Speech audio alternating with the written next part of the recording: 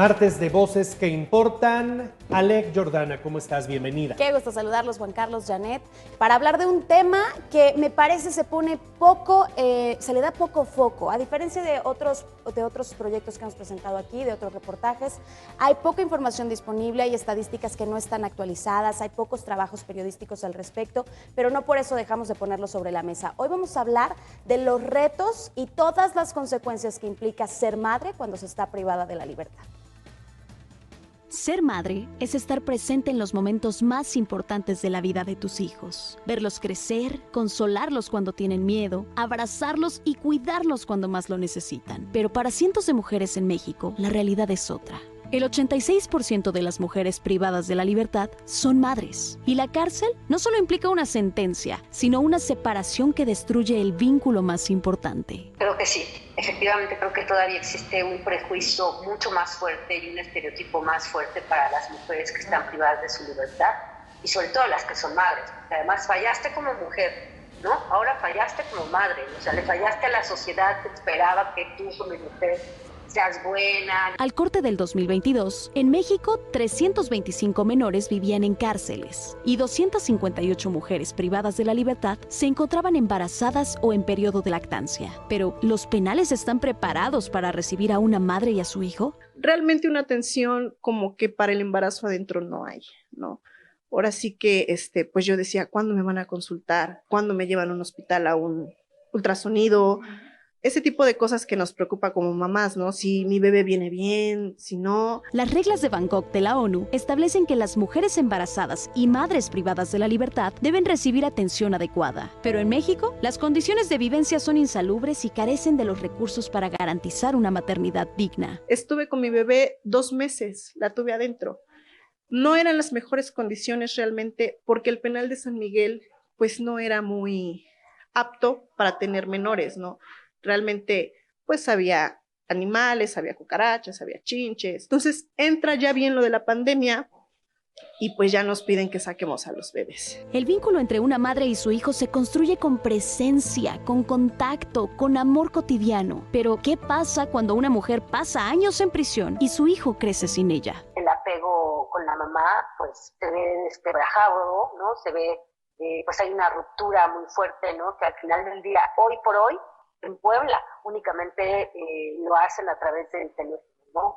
Te puedo asegurar que la mayoría de las familias de los niños ven a sus mamás por lo menos 2 veces al año, no más. Sí, me perdí varias cosas.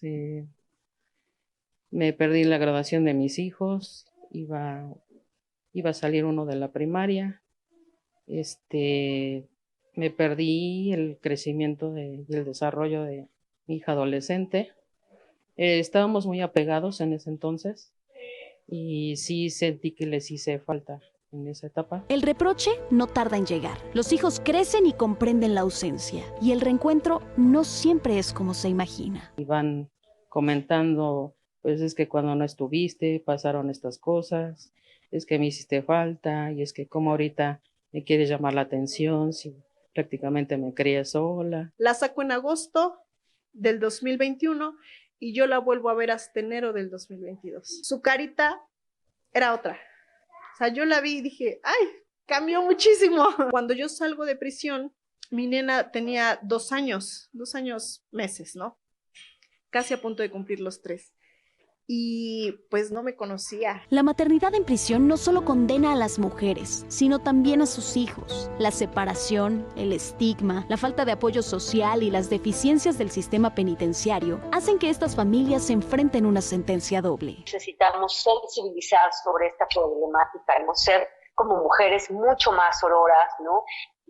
Y empezar a cambiar todas estas políticas públicas y estos filtros que entiendo que están entrando a una institución de seguridad pública, pero entendamos que es un trabajo de prevención con los niños. Nuestro sistema necesita ver más allá del estigma y comprender que estas mujeres merecen la oportunidad de seguir siendo madres. Al final, no se trata solo de ellas, sino de los niños que crecen sin esta figura y que pagan una condena que nunca debió ser suya. Alec Jordana, Imagen Noticias Puebla.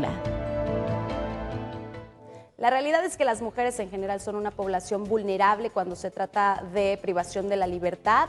Se les trata al igual que a los hombres cuando biológicamente y socialmente tienen un papel muy diferente. En el caso de las mujeres que pueden tener a sus hijos durante los 3 primeros años, me hablaba Alex Acevedo, quien es la directora general de Grupo Proniñez, de que se crea un vínculo demasiado estrecho. Son madres que se vuelven sobreprotectoras porque los tienen todo el tiempo dentro de este espacio, pero en el momento en el que se separan, cuando cumplen los 3 años, entonces se rompe de manera muy importante para los niños que veían diario a su mamá y pues de repente ahora se van a tener que quedar con la abuela o con los tíos o con el papá o en alguna institución como el DIF. Veía tu reportaje y me preguntaba, independientemente de lo que relata alguna de tus entrevistadas, de que no es un lugar pues adecuado, donde puede haber insalubridad y chinches y cucarachas, decía alguna de ellas, ¿qué tan seguro es para una criatura estar allí? Entendería por lo que relatas que la mamá lo debe tener ahí en un tema de protección, pensando en que de repente en un tema de alguna venganza le puedan hacer algo a la criatura. Pasa. Fíjate que me contaban que dentro de las personas privadas de la libertad, pues hay algunas que no tienen esta afinidad por los niños, que no les gustan y comparten la celda. Entonces sí comienzan a molestarse cuando a lo mejor el bebé llora o cuando el bebé se siente mal. Entonces no son las mejores condiciones para ellos. Ahora, cuando se llegan a enfermar, pues lo mismo, si hablamos de seguridad, pero de seguridad en cuanto al tema de salud, pues tampoco tienen medicamentos o algo para que puedan protegerlos en caso de alguna enfermedad. Tienen que ser las madres las que compren estos medicamentos y cómo los compran con lo poco que pueden ganar en alguno de los oficios que hacen dentro de la prisión. Me decían que en el caso de las pinzas de ropa, ellas les ponen los aros y pues por este oficio les pagan 200 pesos a la semana.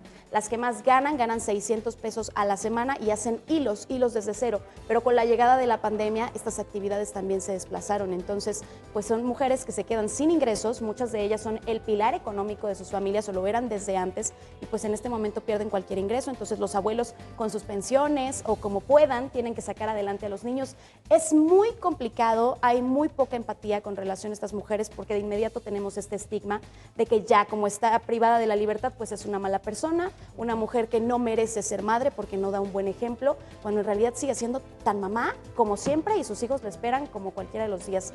Y eso ya sin meternos en el hecho de que ya lo hemos platicado en otras ocasiones, pues no todas tienen culpa, no todas están privadas de la libertad de forma justa. Y destaca rapidísimo la labor que hacen estas asociaciones como Proniñez y muchas otras, porque por muchos años pues ellas eran las encargadas de conseguir los insumos y meterlos al penal de San Miguel. Parece ser que ya no se puede, a partir de la pandemia por temas de salubridad ya no se continuó, pero no crean que hay recursos suficientes en la cárcel ni siquiera para un pañal o para una toalla sanitaria sí, para las mujeres. Entonces la labor que hacen las AC que están relacionadas con los temas penitenciarios son muy importantes porque sin ellas estarían peor.